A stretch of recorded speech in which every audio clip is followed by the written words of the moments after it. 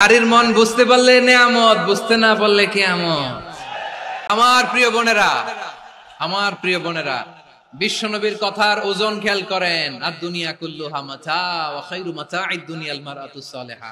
দুনিয়ার সবকিছুই অ্যাসেট, এর মধ্যে সবচেয়ে দামি অ্যাসেট নেককার নারী। আপনার গর্ভ যে কত দামি আপনি জানেন না। নিজের সময়টাকে কাজে লাগান, কোরআন পড়েন, সুন্নাহ পড়েন।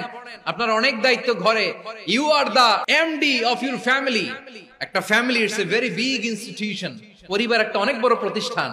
And you are the MD of your institution. আপনি এই পরিবারের MD, managing director of your family. এখানে আপনার কত দায়িত্ব। আপনি ছেলেমেয়েদেরকে তারবিয়া করবেন, আপনি আপনার স্বামীর জন্য ঘরটারে জান্নাতের নীর বানাবেন, আপনার জন্য জান্নাতের ডুপ্লেক্স বাড়ি ওইখানে তৈরি করে রাখবে কে? আপনি যে কত দামি আপনি জানেন না। নারীদেরকে আল্লাহ বানিয়েছেন উচ্চতর করে, নিম্নতর নয়।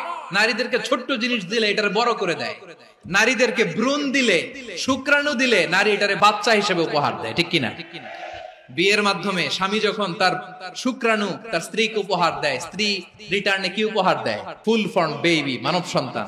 আপনি যদি নারীকে বাজার এনে দেন, নারী এটাকে সুস্বাদু খাবারে রূপান্তর করে দেয়। আপনি তাকে একটা মুচকি হাসি দিয়ে দেন, সে তার কলিজা দিয়ে দেয়। কিন্তু যদি আপনি তার মনে কষ্ট দেন, সে আপনার জীবনকে জাহান্নাম বানায়া দেয়। নারীর মন বুঝতে পারলে নেয়ামত, বুঝতে না পারলে কিয়ামত। আপনাদেরকে যেন ভোগের সস্তা পণ্য বানাতে না পারে, আপনাদেরকে সচেতন থাকতে হবে। তাহলে কেন আল্লাহ তাআলা এই ফাহশা অশ্লীলতাকে হারাম করলেন? 1 নাম্বার, এতে হিউম্যান ডিগনিটি কমে। 2 নাম্বার,